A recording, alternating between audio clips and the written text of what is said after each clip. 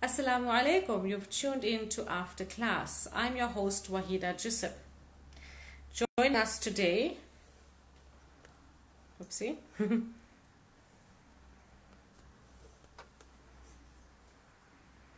Joining us today will be Nasrin Kadwa, a 43-year-old mother of 5.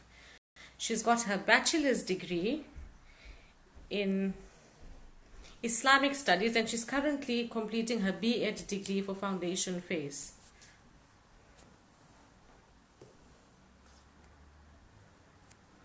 Okay, here we are. So we'll be joined by Nasrin Kadwa. Nasrin is 43 years old. She's a mother of 5.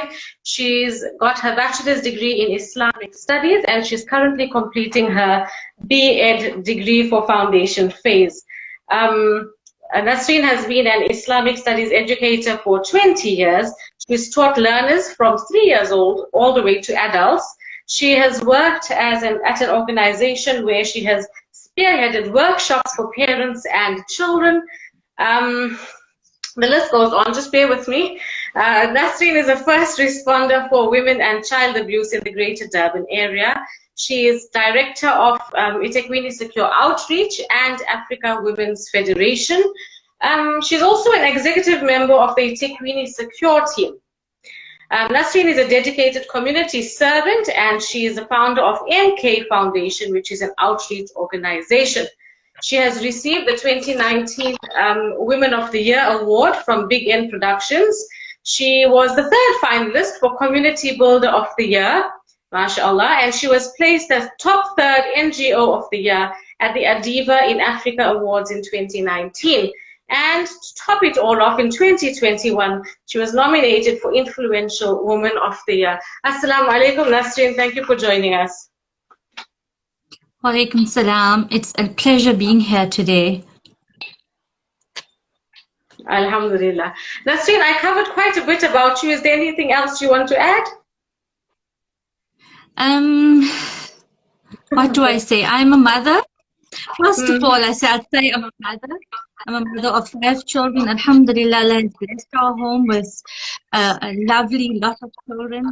And the first few years of my life went towards their upbringing and as you say now, your duty as a mother towards all of them. And then all of them grew up and started on their own journeys. Alhamdulillah, then I started my teaching degree completely. But prior to that, I've been a mu'allima for many years. Teaching has been a passion for me, alhamdulillah, and I love serving the community, so that also has been the forefront and the highlight of my days, alhamdulillah. Alhamdulillah, you have a very, mashallah, impressive bio. Tell me, Nasrin, did you always want to be a teacher, or how did you end up in the industry? I ended up in the industry firstly as a madrasa. Not even a madrasa. I moved to Coxton, a town a little bit away from here, and there was a need for a revert Muslim, somebody to help them out. I mean, the Jamaat had come over the years to the place, made people into Muslims, and then I found that the ladies who were coming up into the community were saying, I am Muslim, but I don't have basics that I need in order to move on. My children are now Muslim and I don't know what I need to teach them. So it stemmed from there. I started off there with the new Muslims and the revert Muslims and just bringing them back into the fold, giving them the basics of Deen. They started learning reading the Quran part 1. So that journey started a few years ago. And then when we moved to Durban, I continued with that for a while, and then I joined the madrasa here at Madrasa Talimil Quran, and I stuck there for a good many years. Alhamdulillah. So my journey or my path to being a teacher has always been there. It's a passion that I've had over the years. It has been a vision, and I don't see myself in another career field. It's not something that I wanted to do for myself over the years. With my family and being a mother and being a caretaker for all of them, teaching madrasa in the afternoons became my first, my first journey into my passion, and it That's right. grew from there. It just grew. That's mashallah. And I've spoken to so many teachers who have similar yet different journeys, and I said this in the last video as well, because it's I think it's something that's always true. People find themselves teaching and then fall in love with it, right? Absolutely.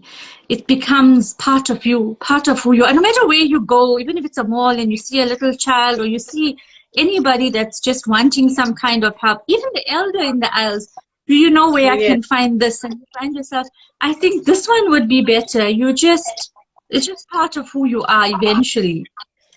Yes.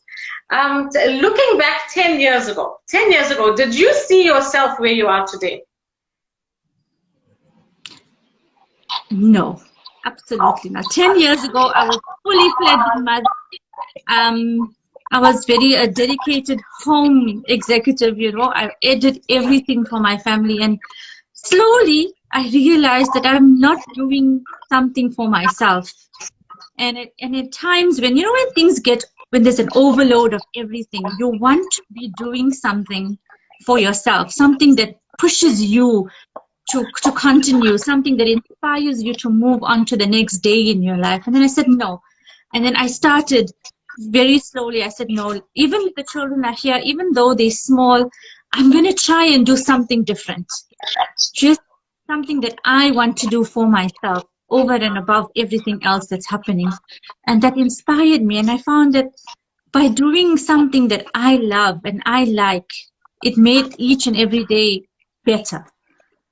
I could handle the crisis the children were going through, or even sometimes it was just an overload of everybody's homework, or just by stepping out of it and doing something you like for a little while, it gave me the inspiration to be the best version of myself. Yes, mashallah. So in all of that, what would you say is your greatest accomplishment thus far? The greatest accomplishment I'd say thus far is, number one, being a mother. Number two, achieving the goals that I've set for myself.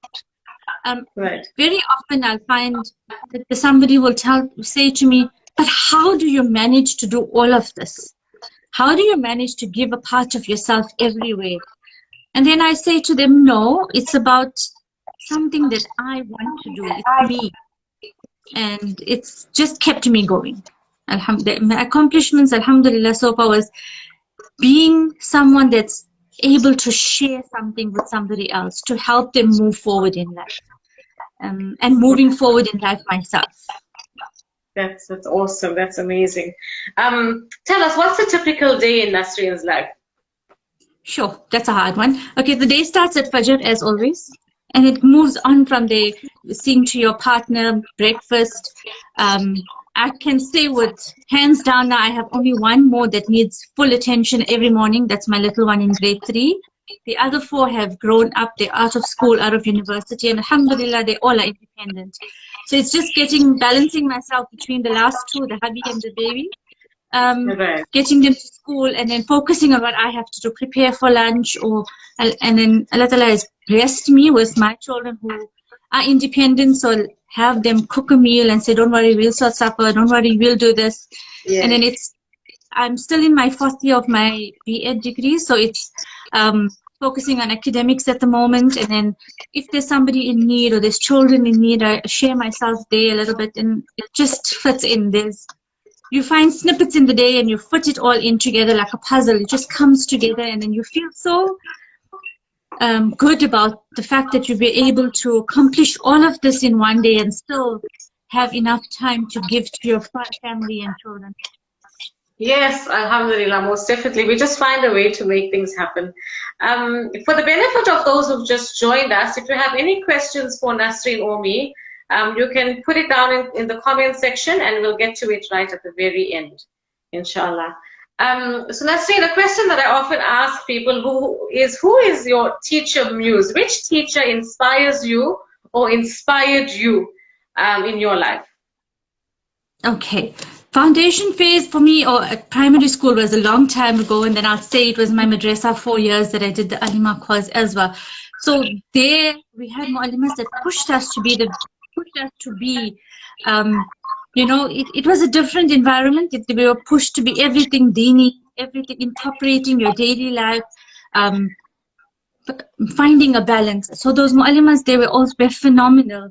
And in the past few years at Varsity College, I found that the Faculty of Education lecturers were amazing. They pushed me to be the best version of myself. There were days when I felt like, you know, I can't cope. I don't know what's going on. Yes. And they taught me never to give up. They taught me that no matter how things look at the moment, it is achievable. They taught me to break things up into smaller pieces and then look at it, and it allows you to have a fresh mind, a better perspective. And they also taught me something that I never ever thought about. They say that we are all different in our own ways. And when you apply yourself, do not apply half of yourself. If you're doing something, apply yourself totally, and then you know you have done justice to yourself. So they really, in this few years, really tested me. They've pushed me, and they've also made me realize that there's so much achievable, because from primary school to university, there's a whole gap. There's a whole 20-some-odd-year gap, and then I decided to rejoin Varsity on a full-time basis. So for me, going into campus as a 40-something-year-old was an amazing achievement. And having the class of the learners, or the whole class accepting you as one of them, was also really refreshing, because they accepted you as a student and they pushed you as they would have a normal student. That's amazing. And to step out of your comfort zone at that age, to start all over again, in a way, yeah. I commend you for that. It was a journey. I can promise you it was a journey that grew me in ways that I never thought possible. Yeah, awesome. And as a teacher, what would you say your goals are? As a teacher, my goals are to be someone that is empathic, you know, to be able to share with my learners a part of myself, to be able to build, I would say, right now, 2020 to 2019 to 2021, my goal is to build emotionally intelligent children wherever I go. So, and in doing so, you help them achieve their goals. I have a belief that emotional intelligence, EQ, develops a child's IQ. So if the child is emotionally strong, then you are able to build the child's intelligence. That, I think, for me, hands down, is what we need going forward from 2019 right up until however long it's going to take. Most definitely, I agree 100%. EQ all the way. I find that children these days, their resilience, they're not as resilient as the ones as their counterparts previously. And I find also that they don't, they don't push forward, and they give up too easily, and they're very addicted, can you say, to immediate gratification. And so I think that all, works its way, makes the teacher's life very difficult, because then, before we were when we were in school, we were motivated by the fact of that year-end prize giving. And for the kids these days, that's too far away for them to think about. They need something more immediate. They need immediate motivation and gratification.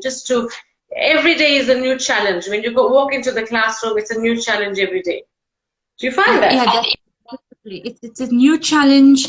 I think it also stems from the learners coming from such challenging times at the moment. They're coming from homes where parents have lost jobs, they've lost parents themselves, they've lost family members, they've lost siblings, and the teachers themselves are so burnt out that they forget that the child needs your empathy.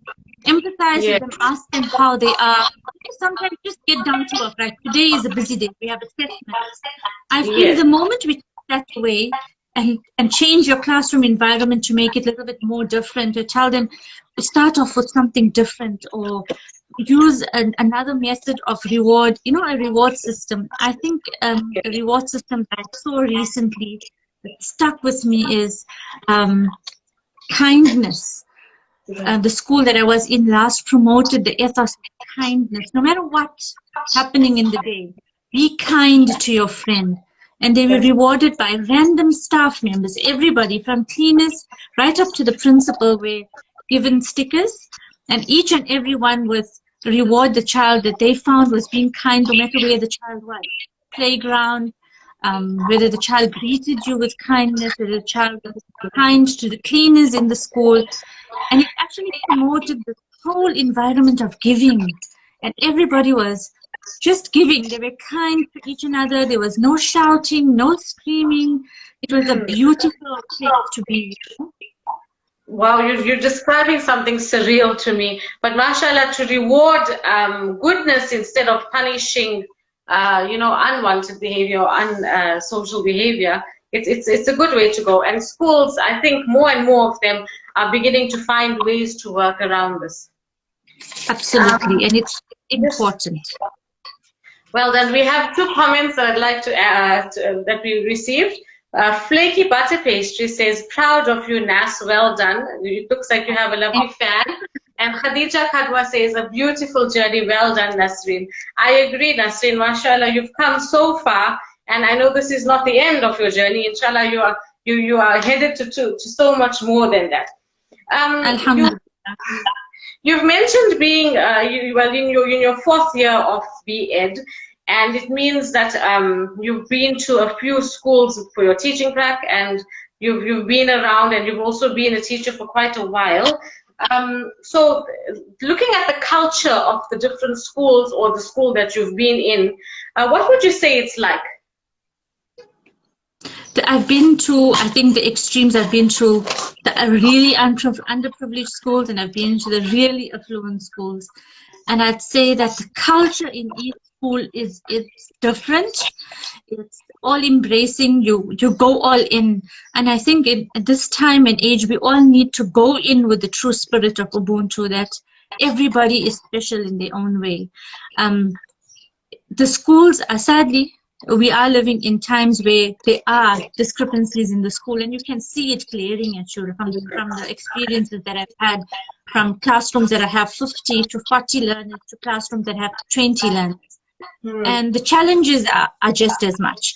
But I'd say the culture in the school, most of them have been, I've seen passion from most of the teachers. I've seen teachers going the extra mile, doing what they can with what they have. And it's just a motivating environment. You do get, often schools where the teachers are so burnt out that they have nothing more to give to the children. And then you find that children are not progressing. The teacher is not even making an attempt to help the children, move forward. And as I said again, kindness is all that they need. If the teacher is kind, the child is willing to learn anything that you put forward to it. Most definitely, most definitely. I think more and more schools are learning to deal differently with all the challenges that are being put to them, especially now in these, I would say the past 18 months or so, with the pandemic and the differences that they had to embrace, with their day in, day out, or week in, week out teaching, or trying to minimize the curriculum without cutting out too much, or trying to finish curriculum in half the amount of time, those kinds of things. Those are definitely challenges. But what are some of the challenges that you personally have experienced as a teacher in general, maybe think about your discipline or work environment, those kinds of things? As a teacher, I found, as a teacher that had COVID in December, January, I would say for me, I could actually feel what the children were feeling. They were fearful. They were afraid.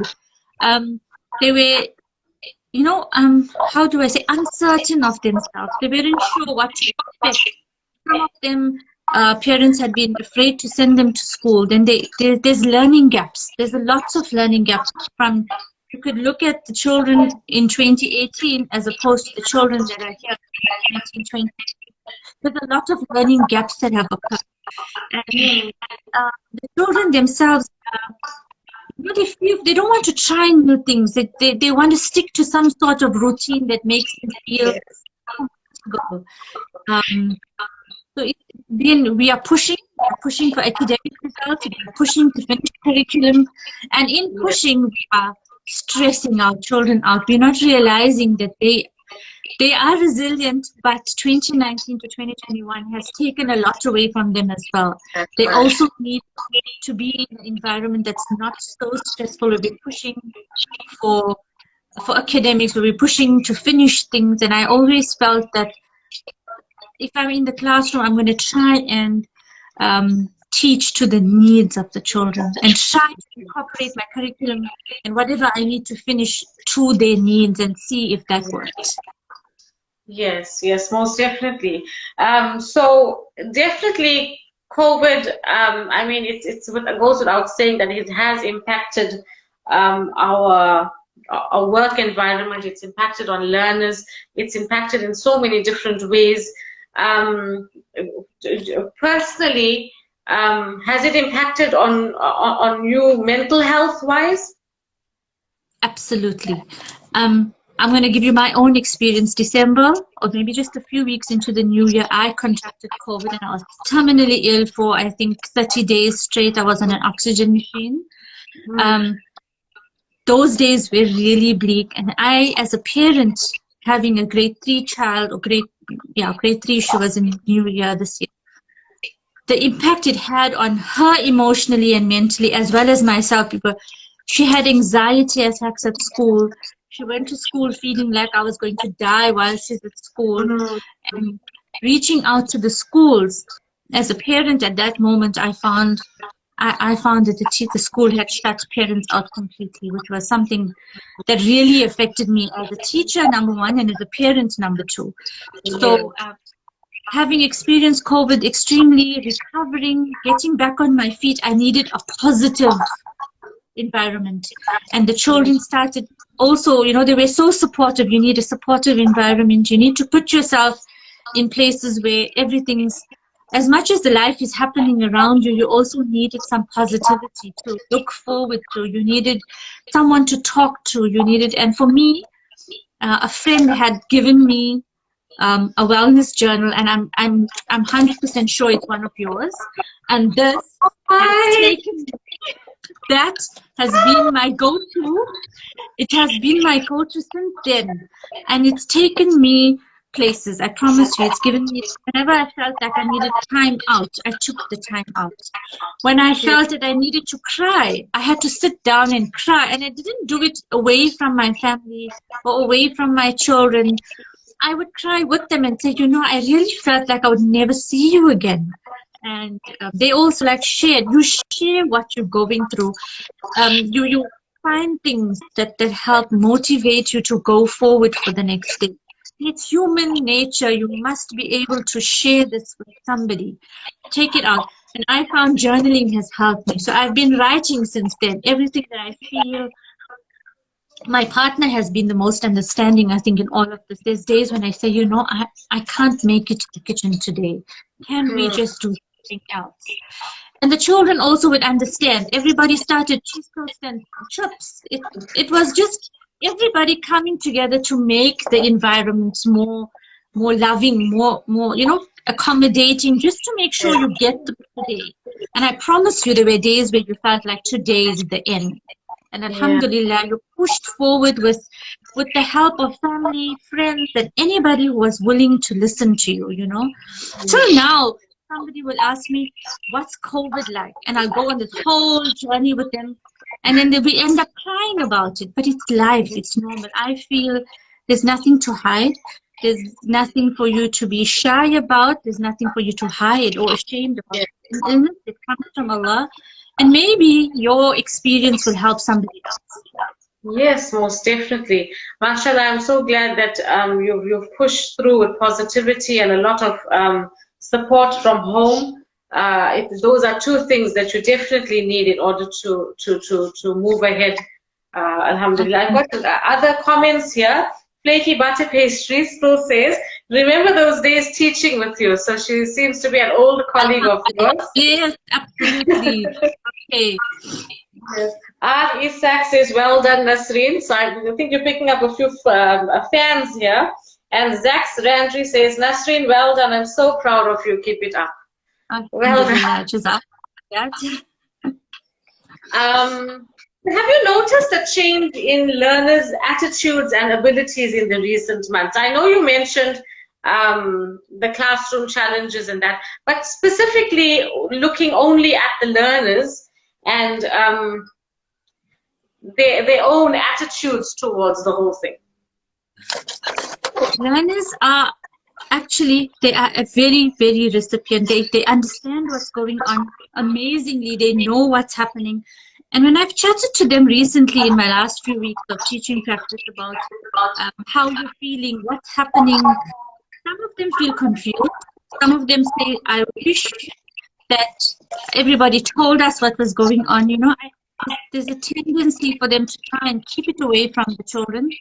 And as much as we are trying to keep them away from the reality that they need to understand as well, I found that a lot of them feel they're reaching out in different ways. Some of them are reacting in different ways. Some of them come angry to school. They're upset to school. What happened to me?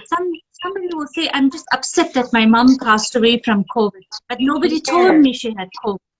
So it's like they feel, the children's feelings at this moment are, they want to be included in what's happening. They want to be included in what's happening. And the capabilities are there. It just needs to be harnessed in different ways. We've got to think out of our box because the situation is such that the children need, I think 21st century teaching skills, number one, the children need a lot more than just book and paper.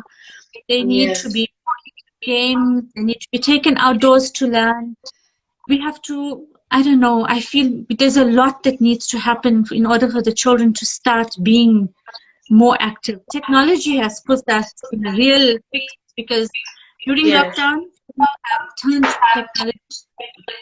Yes. And as much as we love technology, my daughter as well, I found that they don't want to read anymore. And it's such a skill that's needed in the classroom. You read the whole day. So we need to find ways to make children love learning again. Not just putting them in front of an iPad and say, watch this just to get them out of your head. You need to give them something to do. Like I'll tell my one, we need to read a book. I need you to read the 3 pages and I'll read the next 3 pages. And then we talk about what you've read and what I've read. So it's finding new ways to make them think out of the box. They at the moment, they're very used to just being fed information. Yes, they need to. Yes. I think the biggest challenge for teachers in the 21st century is to be able to be more inspiring than the technology that's there to distract. So more inspiring than other distractions. We have to find, like we did fractions the other day at school, and I had a beautiful teacher, and she says, let's take them outside for fractions. And we had this tap-a-toe buddy system where the learners tap toes and they had to read each other's fraction card. And once they've got it right, they moved on to the next learner. And they carried on like that until the learners were able to read the fractions, 1/4, 1/2. Okay. We have to make sure that we do out-of-the-box work where children are, number one, physically involved. Number two, they're not sitting at their chairs. And we're involving them in everything because they seem to have gotten, I'm saying this from experience with my own one, she seems to be fixated on her bed with the iPad or with whichever kind of, in one device is dead, she's gone to the next. There's no movement in their day. So they need this burst. They need the burst of physical, they need the burst of, I don't know, something just to kick them up. And once they're at it, they don't want to go back into the classroom. Yes. Yes. Most definitely. We have a comment from Waheeda Joosab. Nasrin, you are truly an inspiration. Jamila Ahmad, well done, Shruti Kala. We are so proud of you. So, Thank you. mashallah. Nasrin, with all of these issues around us and all the challenges that us as teachers deal with on a daily basis, what helps you to wind down? What private rituals have you created for yourself at the end of a busy day that maybe could inspire others to also do similar? I'm lucky to have a beautiful balcony. So when everybody's gone to bed, hubby included, I take time for myself, go sit outside, sit with a cup of coffee, just let your hair down. I've taken to journaling, as I said, that helps me a lot. And then I found color therapy when I'm really feeling edgy or when I need to think something out, you know. I'll sit in color while my thoughts gather. And then I used while I had COVID, a friend of mine sent over a little box full of aromatherapy oils in it. And she told me, try each one of them to see which calms you down to sleep. So that has also become a ritual. I'll take a good book and I'll sit and I'll read quietly with the oils, you know, just take time for yourself. Shut yourself out from the family, the children, even if it's 15 minutes. Take a little bit of time that will just to reinvigorate yourself. Most definitely. That sounds amazing. I think I'll join you one day. Perfect. And then I also say no in this year that I've had COVID. I learned to say I can't do this now. I used to be somebody that always extended myself, and I loved doing it. And I had to take so many steps backward and say, I can't cope with this right now. I will, however, look at it when I can, when I feel up to it. So learning to say no and not burning yourself out also is very important.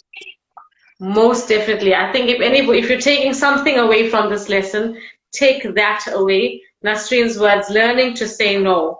Most definitely. Prioritizing yourself at some points. There are times when you have to prioritize others, but you need to make the time. Take time to prioritize yourself as well. Most definitely. Okay. So the reason, Nasrin, that I started this after class series is to bring awareness to the mental health of educators. And this is not just something that I became interested in now, COVID time, but it's something that COVID is basically the catalyst that pushed me to start this. Because on a normal day, teachers have these roles and responsibilities just being added to their plate all the time. And on a normal day, the stresses are there. But obviously now with COVID, with the pandemic, it is, tenfold, you can say. So would you say, in your experience, has there been any formal conversation about mental health in educators? Do you think that if there should be, and how do you think these things can be included in schools and maybe with higher level, the powers that be? You know, within South Africa, I'm speaking from a South African perspective because within our country, we have a diverse culture and we've seen the extremes of poverty, socioeconomic status to the higher versions of socioeconomic status. And as an educator, it has pulled, personally, I feel that the mental anxiety often gets to me. Like, what more can I do for a child who tells me, okay, you get a grade, well, our child that goes home alone, goes home to an empty house, while the parent is working. For me as an educator, this anxiety of, did this child reach home? Did this child eat a meal? Or, the anxiety in South Africa itself is as diverse as our cultures are. And I feel within the schools, there needs to be a system that allows for educators to debrief. And that, as a counselor as well, I've done many counseling courses. As a counselor, I felt the debriefing myself after I've attended to an abused woman or an abused child. We created the support between us, volunteer counselors, that we would debrief with each other. So debriefing about what you're experiencing, having someone at school, or maybe a session wherein the teachers can get together and debrief about what their concerns, how they're feeling, and the emotions is very important. It hasn't happened at any level that I've seen yet. Yes. And I think it's more seen as a weakness than a necessity nowadays. People feel that mental health is something that you cannot talk about. Yes. I found that myself, and I felt during COVID that I'm having this mental breakdown. I'm not going to make it. And they would tell me that you need to stop thinking like that. You need to think differently. But I told them, no, sometimes you get angry and you'll say, but it is how I'm feeling. What can I do about this? Yes. So I feel it's important that they have something. The higher authorities need to look at putting into place a program or some sort of therapy that will help the educators debrief themselves from what they experienced, what they've been through, how do you leave what you've seen for the day behind and move on with your life. And there's also this that you can't help everybody. You do what is within your means. So it is very rarely spoken of because it's seen as a weakness in people, and I don't think it should be so. Mental health is an important, it's for our educators and for children, that mental health is the most important right now, especially 2019 to 20, I think going forward to the next 5 years, we're going to need to be on the ball of mental health, whether it's ours, our colleagues, our children in the classroom. And I just told my kids the other day, when you're a teacher, you're just not a teacher. You're a psychologist, you're a psychiatrist, you're a mother, you're a friend, you are so many things in one.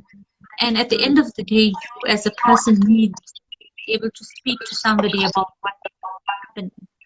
And no, the schooling system does need to accommodate for this. I think including therapy into the school system, or including it as part of teacher workshops, teacher awareness. Even if they dedicate, I mean, October is Mental Health Awareness Month. So if they do even decide to do something in that time of the year, but honestly, it should be done on a weekly basis. Maybe it just even doesn't even take long, like 10 minutes, a debriefing session, and somebody to feedback on your emotions, just that you know that everything's going to be okay. Yes, and also to offer tools in dealing with specific difficulties and that, because as you say, it is a taboo, nobody wants to talk about it, but the more we do speak about it, the more awareness we will raise. Thank you most definitely, Nasrin. You brought up some really key points in that.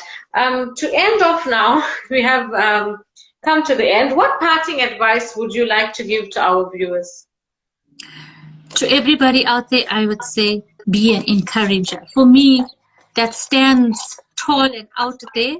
I said when you encourage others, you boost their self-esteem and you enhance somebody else's self-confidence.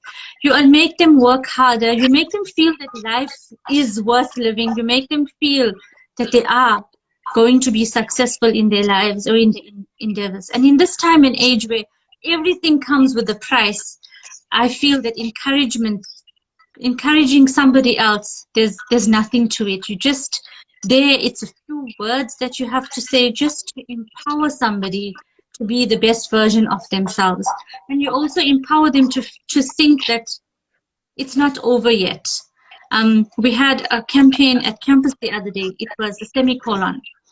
And that semicolon was to encourage people that your journey is not over.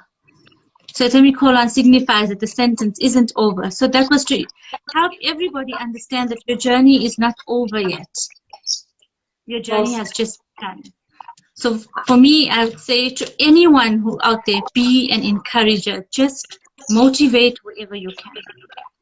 Most definitely. I love that idea of the semicolon.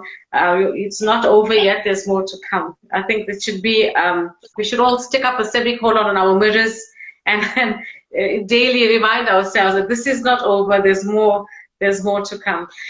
Thank you, Nasrin, for joining me on episode 2 of After Class. It's been such a thrill talking to you and listening to your experiences and learning so much from you as well. Thank you all to all the viewers for watching and participating with your comments. Feel free to follow our guest Nasrin Kadwa on @NasCads on Instagram, and also I'm sure she has other social platforms. If you know of a teacher, or if you are a teacher who would like to join me on this platform, please send me a DM. A quick shout out to our production manager at Waheeda Joosab for taking care of our production behind the scenes. And next week, inshallah, we will be joined by Shamila Mohammed, an educator, obviously. So inshallah, till then, assalamu alaikum wa rahmatullahi wa barakatuh. Wa alaikum salam.